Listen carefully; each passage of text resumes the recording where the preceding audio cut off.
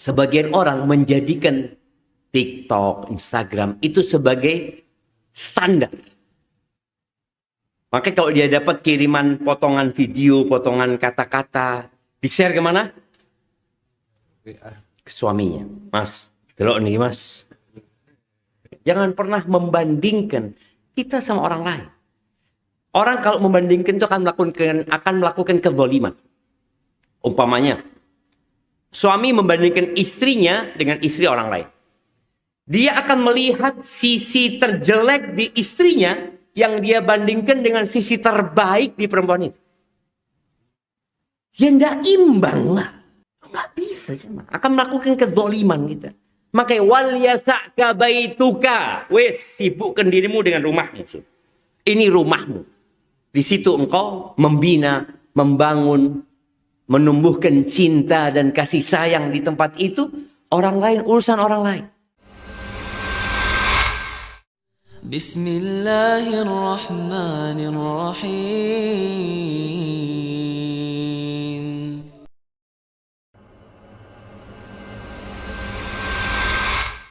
Ahibati fillah. Uqbah bin Amir radhiyallahu anhu, dia pernah datang kepada Nabi SAW minta solusi. Di masa terjadi fitnah ya, kita butuh solusi. Maka Uqbah mengatakan, ya Rasulullah, man najah. Wahai Rasulullah, apa tips-tips keselamatan kita? Supaya selamat kita.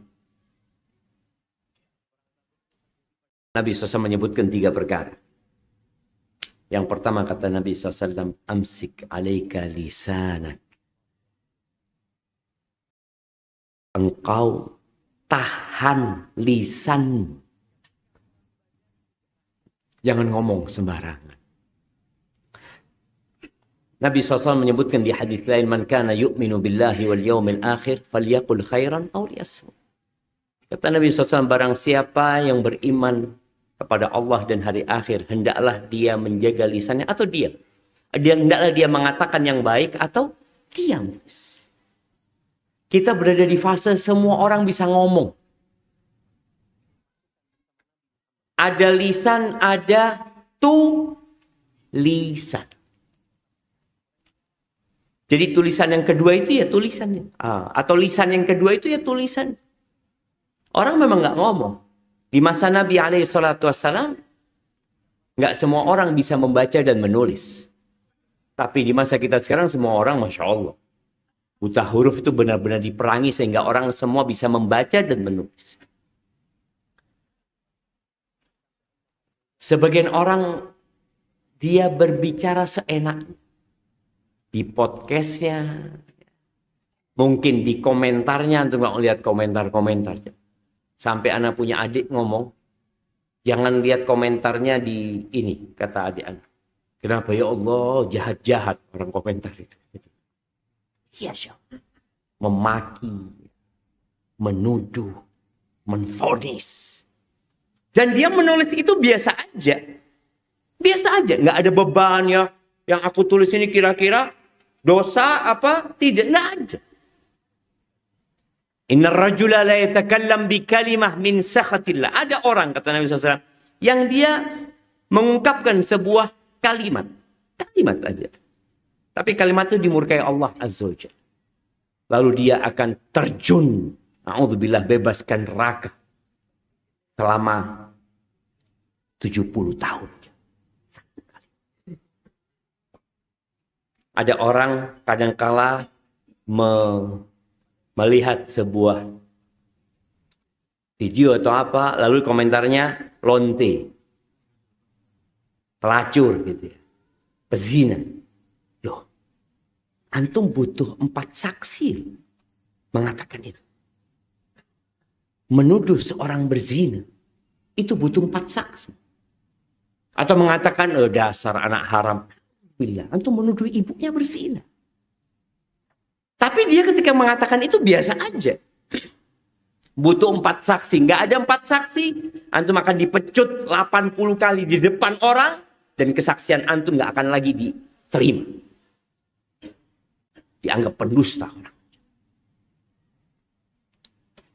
Pokoknya kadang-kala kebun binatang keluar di komen itu ya. Kadang-kala orang sudah ngaji juga. Karena dia, saya ingin membela kebenaran. Itu enggak sudah. Falyaqul khairan aw liyasmut. Di masa fitnah itu, hendaklah engkau berkata yang baik atau diam. Ada omongan yang, jadi kalau bicara pembicaraan manusia itu, ada yang baik, murni, tanpa ada keburukan. Ada yang campur, ada baiknya, ada buruknya. Ustaz. Ada yang buruk semuanya. Ada yang keempat, nggak jelas. Ini baik apa buruk? Ini manfaat apa nggak manfaat? Yang mana yang harus dia pilih? Yang pertama. Yang tiga ini ditinggalkan. Makanya ketika Mu'ad bertanya kepada Nabi SAW tentang amalan yang memasukkan ke surga, yang menyelamatkan dari api neraka. Beliau ceritakan tentang rukun Islam, ya, kemudian amalan-amalan kebajikan. Lalu terakhir Nabi SAW mengatakan, Mu'ad, engkau mau nggak aku kasih tahu sebuah amalan yang menghimpunkan buat engkau semua tadi yang udah jelasin. Iya, katanya. Amsik alaika, dikeluarkan lisan. Lisanmu jaga. Kata Mu'ad, wa inna la mu'akhaduna bima natakallamu bihi ya Rasulullah. Apakah kita akan dihukum gara-gara omongan kita? Dan Nabi SAW, thaqilatka ummuka ya Mu'ad. Ibumu kehilangan engkau ya Mu'ad. Itu orang-orang yang nyemplung ke neraka. Yang tersungkur wajahnya ke neraka. Tidak lain hanya karena hasil omongan mereka. Maka jemaah, jagalah lisan kita. Mau nulis, mikir dulu. Ini manfaat apa nggak manfaat? Manfaat, tapi perlu apa nggak perlu? Nggak perlu kayaknya. Bikin status-status ya. Emak-emak sekarang sampai suaminya yang mau makan jadi nggak makan. Sisi centang mon. Oh, sisi centang. Aleo kabeh sih.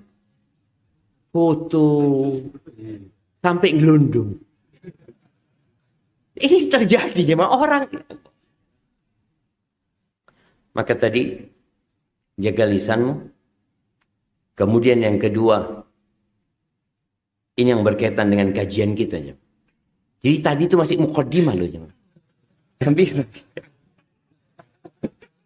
Wal yasa'ka baituka. Maka semoga rumahmu cukup buat engkau. Artinya, tidak usah kemana-mana gitu. Tinggallah di rumah. Jangan ngurusi rumahnya orang. Kadangkala yang menyebabkan rumah tangga itu berantakan. Karena kita sibuk membanding-bandingkan rumah tangga kita sama rumah tangga orang. Datang tetangganya. Bawa motor baru. Istri di rumah ngomong, Mas, delok Mas. Apa sih? Sepeda motor di tonggo. Api Mas. Jadi bojone, iki kayak bayar kontrakan ndak ero ya sepeda motor. Kadang-kadang seperti itu. Sudah cukuplah engkau dengan rumahmu.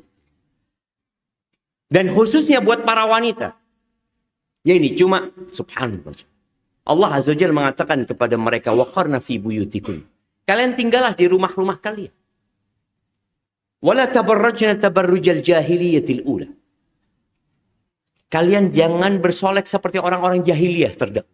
Yang kalau keluar rumah ya, mereka berusaha untuk menggoda orang-orang yang di luar sana, memamerkan kecantikannya. Enggak. Kalau ingin rumah kita itu indah dan kita betah di rumah, ya kita harus membuat bagaimana rumah kita jadi tempat yang betah buat kita. Kalau istri aja nggak betah, apalagi? Ya apa jemaah? Kalau istri nggak betah di rumah, apalagi suami. Datang, bojone, Mas, aku pengen metu, Mas. Ya Allah, cik tas tutu omah. Iki wis kesel kerja jemaah. Sampai rumah istri enggak Mas. Enak engkau di luar sana. Ketemu sama sohib-sohib. Aku di rumah. Ketika orang tidak bisa menciptakan suasana yang menyenangkan di rumah, dia akan nggak betah. Oh, boleh jadi masalahnya di suami, Ustaz.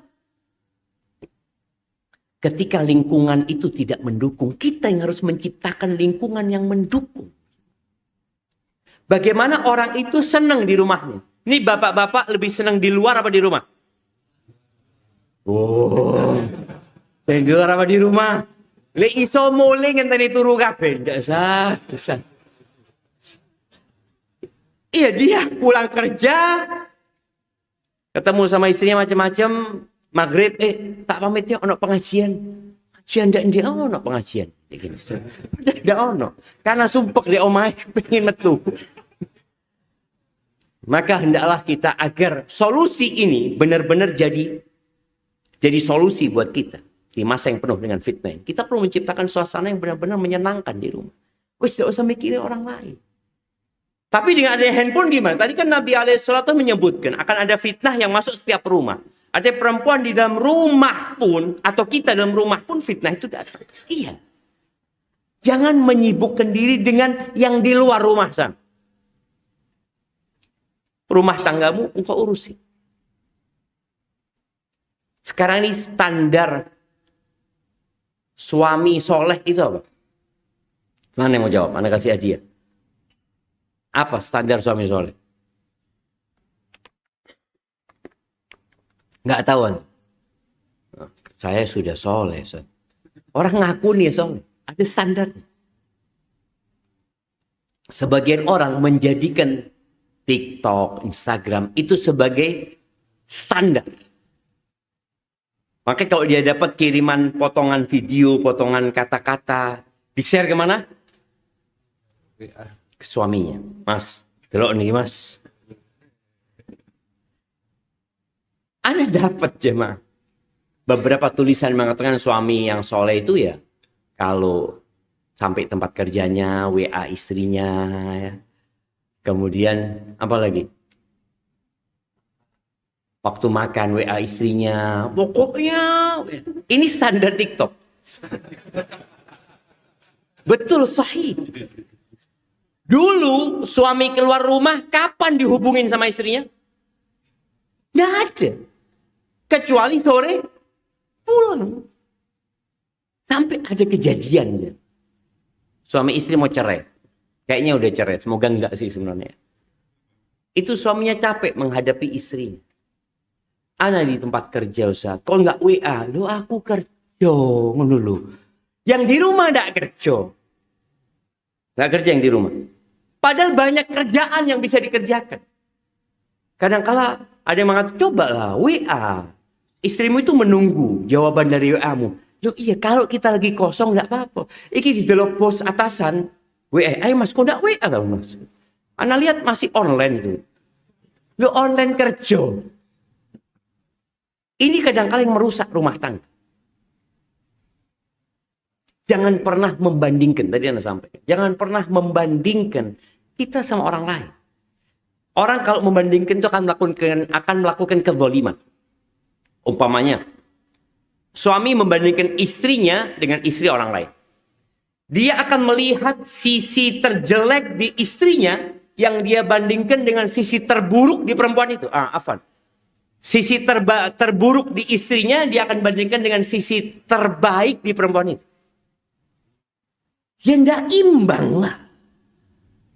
Anak kita juga kadang-kadang kita bandingkan dengan anaknya fulan. Kita melihat ada satu hal negatif di anak kita. Dan kita melihat ada satu hal yang paling positif di anaknya fulan.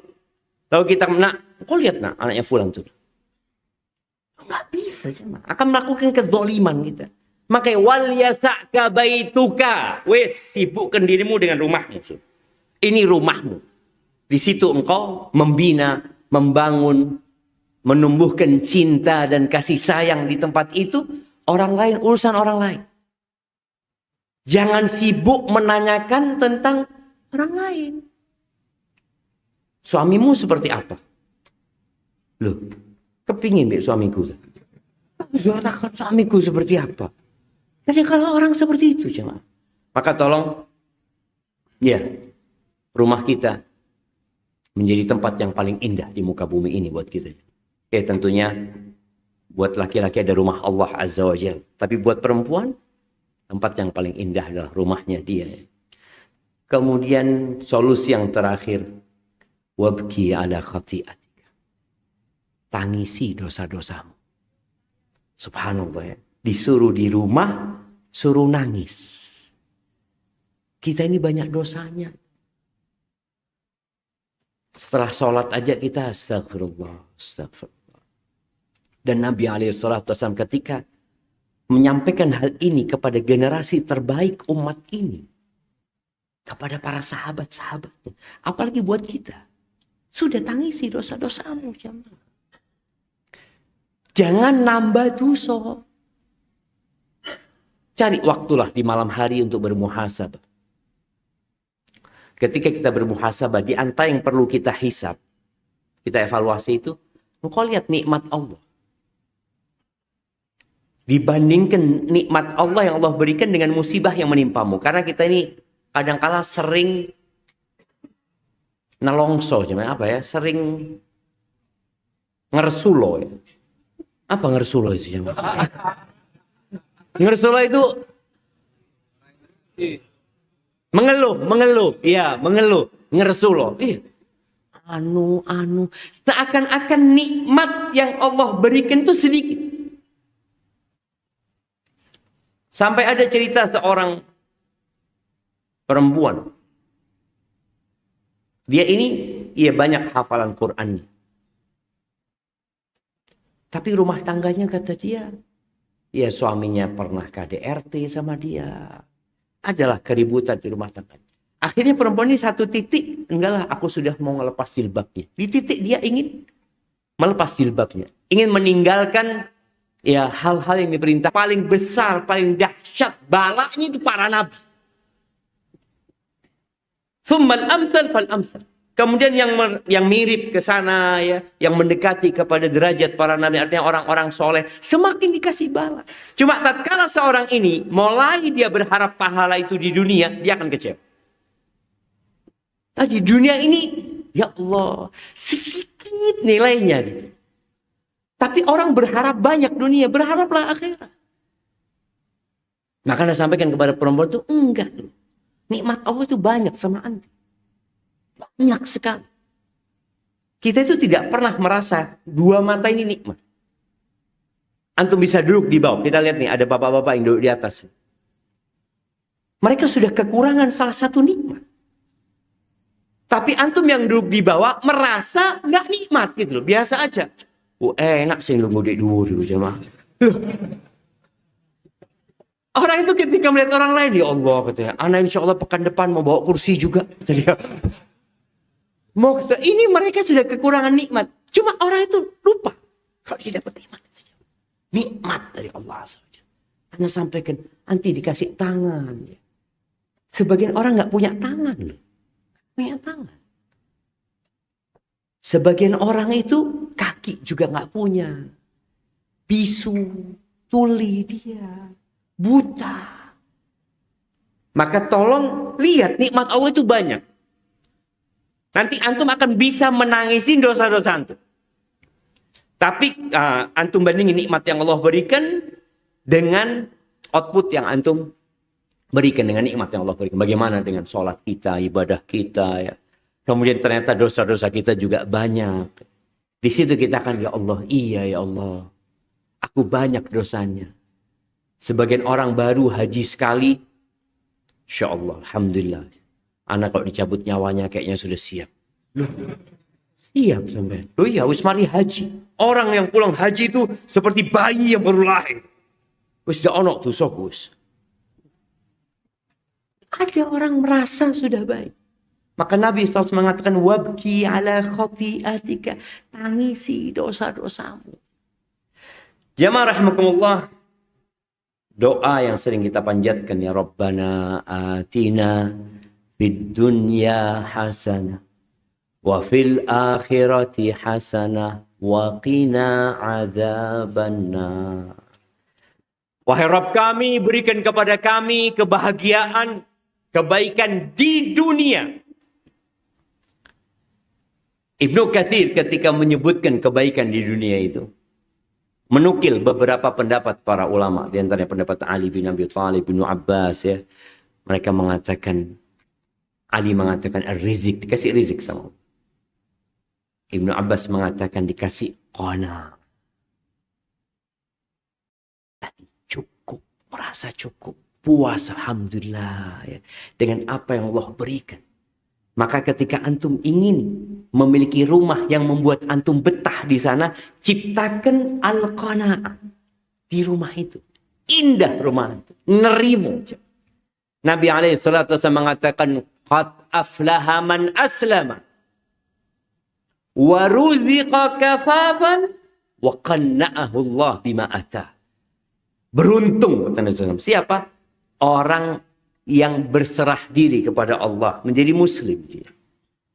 Dia pokoknya pagi, sore selalu mengatakan raditu billahi rabba wa bil islami dina wa bi Muhammadin sallallahu alaihi wasallam nabiyya. Dia benar-benar menyerahkan semua kepada Allah SWT. Kemudian yang kedua, wa ruziqa kafafan, dikasih rizki yang mencukupi. Antum lebih suka rizkinya cukup apa lebih? Wis cukup pancet golek meneng. Cukup apa lebih? Nah, kalau lebih itu bisa bantu orang lain. Ya Allah. Ya, ya alhamdulillah. Dikasih kecukupan, rizkinya cukup. Ada orang yang dikasih rizki lebih jadi nggak benar. Ada. Ana ketemu sama satu orang kemarin, jazakallah khair. Dia cerita, ana dikasih sama Allah itu lebih-lebih.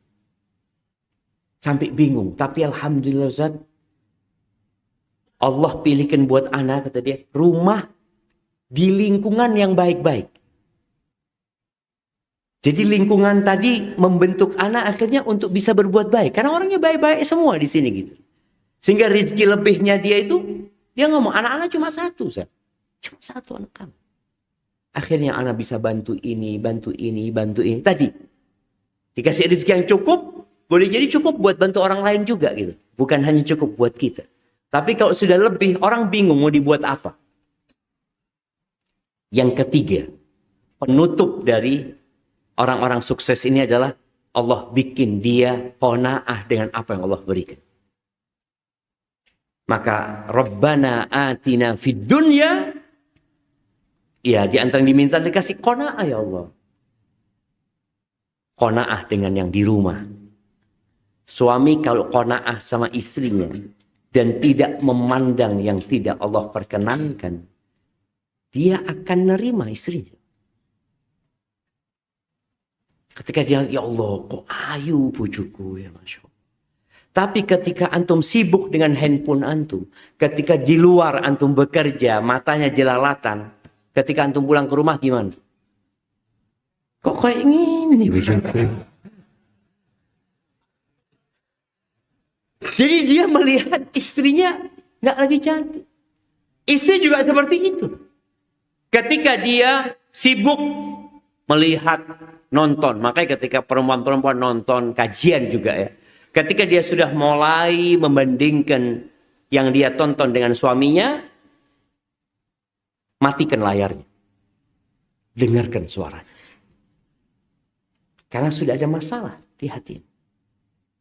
Belok pengajian Ustaz, terus bojone teko.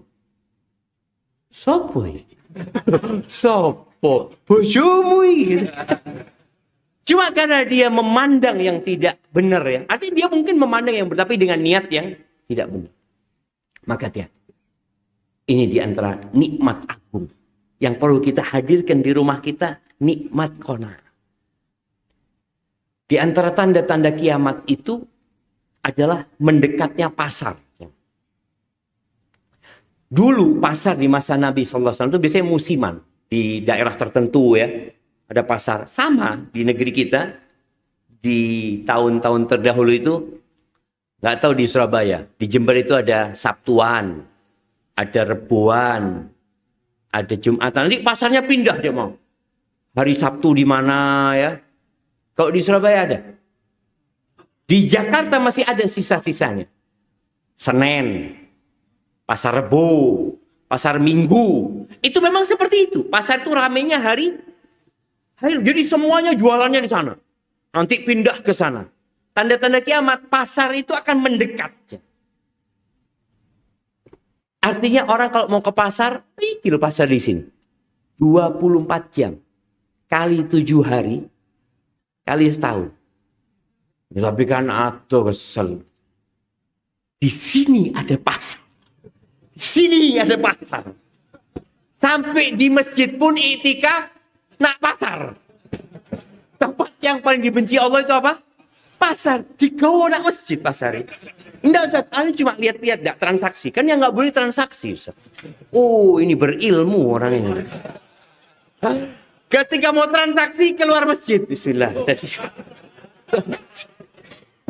Wallah, jemaah itu fitnah. Kita lihat ya, apalagi muncul handphone terbaru. Itu yang bikin orang enggak qanaah. Ketika matanya tidak ditundukkan. Dia lihat, Masya Allah, Masya Allah, Masya Allah. Padahal sampai mati tidak tuku. Ya. Cuma ngempet. Jangan. Ada satu kawan di Jakarta, Masya Allah. Ya.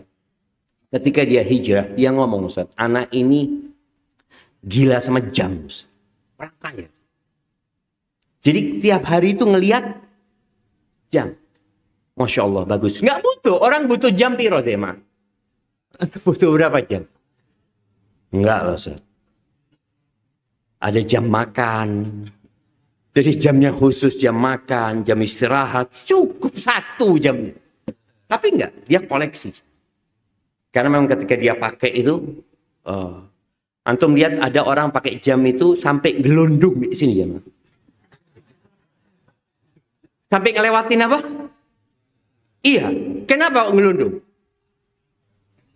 Pamer suudzon lagi sama. Jangan suudzon. Jangan ngurusin orang. Sudah dia mau pakai apa terserah. Sudah jamaah.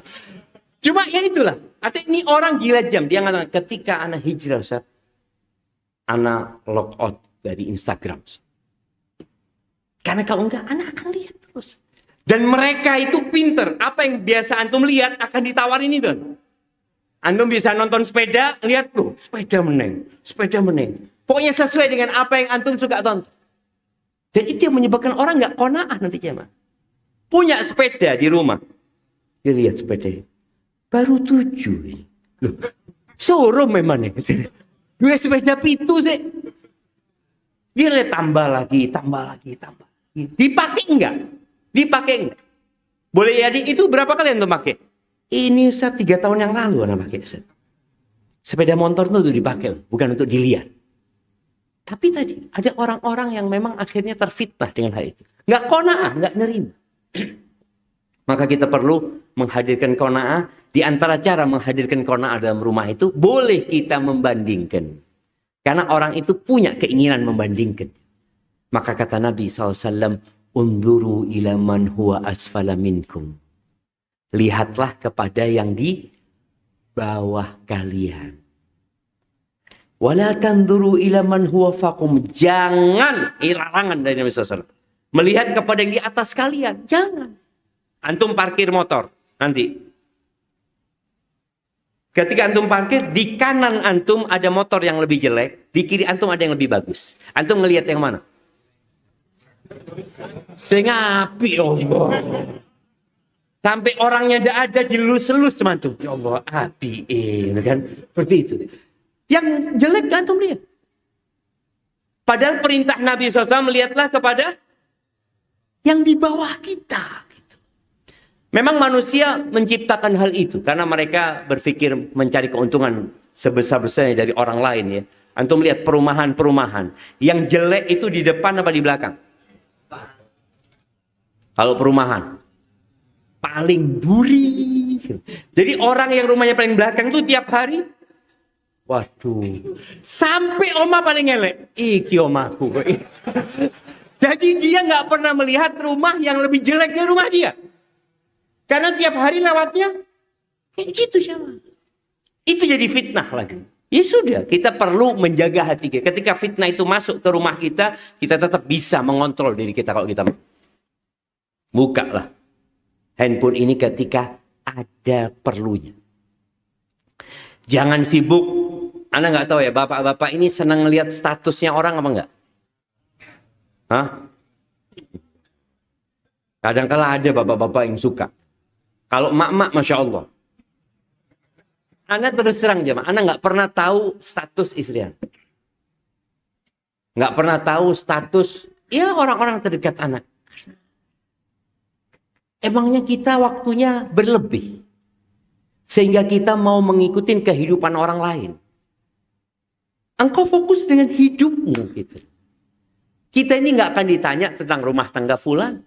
Kita nggak akan ditanya tentang fulan. Kita akan ditanya, Anda, umurmu dipakai buat apa? Nggak ditakoni, umur tonggomu kayak apa? Apa urusanku ditakon umur tonggoku? Masa mudamu, bukan masa muda tetanggamu. Rizkimu, dapat dari mana hartamu ya? Dapat dari mana, kemana kau infakkan? Nggak akan ditanya tetanggamu beli ini, punya ini. Nggak akan ditanya. Maka tadi fokus sama diri kita. Oh, kita diperintahkan amar ma'ruf nahi munkar, ya fadhal. Kita melihat kemungkaran tanpa mencari-cari, ingkari kemungkaran tersebut. Tapi nggak boleh kita mencari-cari kesalahan tetangga kita. Kesalahan kawan kita. Kemudian yang keempat, kita akan ditanya tentang ilmunya dipakai buat apa. Tidak perlu ngomentarin orang, aduh fulan Ustaz, Masya Allah ilmu ini. Cuma tidak diamal. Emang kita sudah ngamalkan? Maka ahibatullah itu hadirkan qanaah di dalam rumah tangga kita. Kemudian yang kedua, dijaga lisannya di dalam rumah. Karena suami kadangkala kalau marah sama istrinya, omongannya nggak enak, anak-anak mendengarkan bapaknya ini jahat sama ibunya. Sehingga anak itu benci sama bapak. Diilok-ilok noto ibu pusat. Ada sampai seorang anak yang mengatakan, Ana Ustaz siap berantem sama bapak Ana dan mau bunuh-bunuhan nggak apa-apa. Karena dia tahu ibunya ditolimin sama bapaknya. Dan lisan itu dapat menembus apa yang tidak ditembus sama pisau. Sakit di hati. Maka tolong bapak-bapak yang pernah ngomong nggak enak sama istri, minta maaf. Jangan sampai istrinya sekarang senyum-senyum melayani, tapi kelak pada hari kemudian nggak tak tuntut kok dia. Ada. Karena memang kita nggak pernah minta maaf sama dia. Kita cuma merasa, udahlah, insya Allah istriku memaafkan. Belum tentu. Boleh jadi ada yang di sini ditunggu matinya sama istrinya. Kalau tidak mati-mati. Karena ketika suami tidak baik diharapkan kematian. Anak-anak pun kadang-kadang mengharapkan ya insya Allah bapak mati tidak tambah dosa. Yang seperti itu. Baik, maka tadi ketika Allah menyebutkan penghuni surga itu, la tasma'u fiha laghiyah. Nggak ada omongan-omongan nggak berguna di rumah itu, nggak ada. Nanti di surga nggak ada. Yang ada omongan yang menyenangkan hati. Panggilan kepada istrinya, panggilan kepada anaknya. Anak manggil orang tuanya ya. Ketika mungkin disuguhkan makanan yang ya kurang menyenangkan dalam hati, ya sudah bismillah. Nabi SAW nggak pernah mencela makanan sedikit pun. Nggak pernah. Inishtahahu akalahu wa illa taraka. Kalau beliau berhasrat, yang memakannya beliau makan. Kalau enggak, ditinggal sama Nabi SAW. Panganan opo iki? Panganan opo iki? Itu sudah menyakitkan hati. Tapi ketika seorang mengatakan, Masya Allah, jazakallah khair. Cobaan bang. Wena. Cuma aku suara. Itu kan sebagai alasan. Oh, ayolah bang, tak tulang ya. Masya Allah. Tulang nih. Enggak lah. Tapi istri kita akan tahu ketika dia, enggak, aku kenyang. Tapi Masya Allah enak banget ini ya. Belajar di mana kau bikin ini, kata dia. Sudah, suruh dia cerita cara bikinnya. Atau nggak usah makan. Ini campur ini. Ya Masya Allah, zaklah. Cuma besar, iya bang, nggak boleh suarak bang. Masya Allah. Tapi ketika antum mencela makanan, akan murka sama kita. Jadi ucapkan ucapan yang baik. Karena setan selalu berusaha untuk memisahkan dua orang yang saling mencintai. Selalu berusaha. Lewat mana? Lewat kata-kata. Dan buat emak-emak ya, banyak wanita di neraka salah satunya apa? Karena lisannya. Kemudian karena nggak bersyukur, nggak qanaah sama suaminya. Nggak disyukuri suaminya itu. Ibu-ibu ya, suami ibu yang kayak gitu tuh. Yang mungkin ibu berharap, ya Allah, iso ganti bojo. Itu suami ibu kalau dibuang sama ibu, banyak yang nunggu suami kayak ibu itu. Iya, enggak apa-apa, yang penting duwe bojo. Masih kok ini. Artinya masih ada yang bisa diharapkan. Kenapa Nabi alaihissalam menyuruh kita melihat kepada kelebihannya, bukan kepada kekurangan. Juga antum. Jangan fokus melihat kepada kekurangan suami lu. Semua orang punya kekurangan. Sebagaimana antum nggak mau dilihat kekurangan antum, jangan ngelihat kekurangan, lihat kepada kelebihannya. Insya Allah dengan cara seperti itu, ya suami istri masuk surga bareng, insya Allah. Kemudian yang terakhir, saling mendoakan. Bagaimana kita menghadirkan cinta, kasih sayang di rumah kita. Bagaimana kita betah di saat banyaknya fitnah ya, di luar sana. Maka banyak berdoa memohon kepada Allah Azza wa Jalla. Carilah waktu-waktu yang mustajab. Nggak mustajab juga tetap berdoa. Karena Allah janji akan mengabulkan doa itu. Aplikasi doa antum download. Ketika antum mau buka WA atau apa, doa dulu. Minta sama Allah.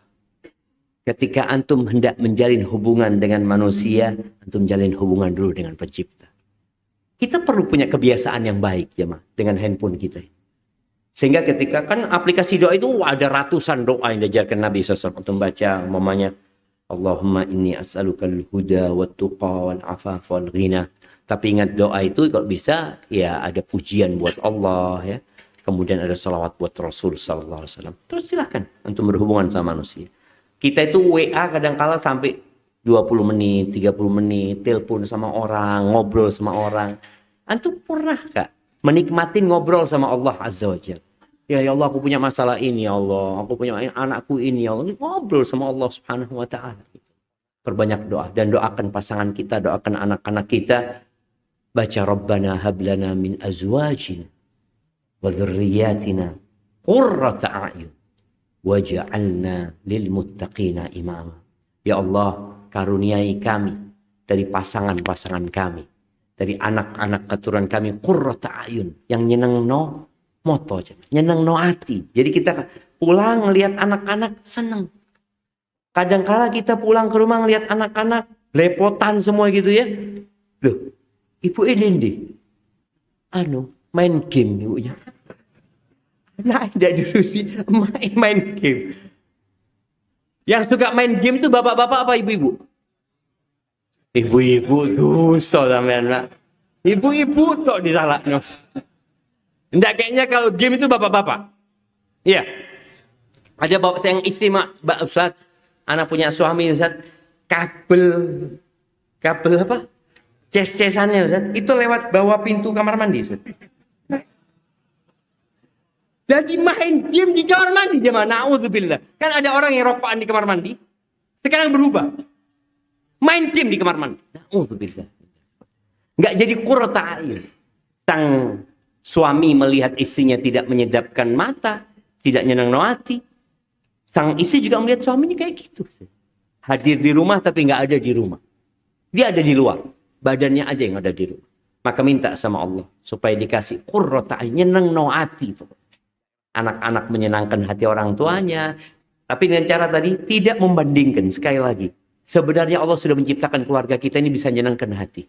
Kalau bicara cantik, cantik itu relatif. Ada yang cantik sekali, ada yang pernah cantik. Kisah biyen ayu bojoku sate biyen. Ya enggak, karena dia sudah membandingkan sekali. Jadi sudah, semuanya yang dikasihkan kepada kita itu bisa menyenangkan hati kita. Tinggal bagaimana kita mengontrol hati kita, karena dunia ini bukan tempat untuk bersenang-senang, tapi tempat untuk berjuang. Waj'alna lil muttaqina imam. Dan jadikan kami pemimpin orang-orang bertakwa. Bukan orang bertakwa aja, man. Orang bertakwa ya kita berusaha untuk menjadi orang-orang yang bertakwa. Tapi ketika berdoa minta yang paling maksimal. Ana mau jadi pemimpinnya orang-orang yang bertakwa. Waj'alna lil muttaqina imama. Kita tuh kalau dalam urusan dunia, anak kepingin jadi orang paling kaya. Urusan akhirat, Ustaz, bismillah lah, yang penting anak sholat, yang penting. Jadi mau yang paling minimal. Tapi kalau urusan dunia kepingin yang paling maksimal. Subhanallah. Diajarkan doa sama Allah Azza wa Jalla. Waj'alna lil muttaqina. Nggak main-main doa itu jemaah. Itu yang dapat Anda sampaikan, kurang lebihnya mohon maaf.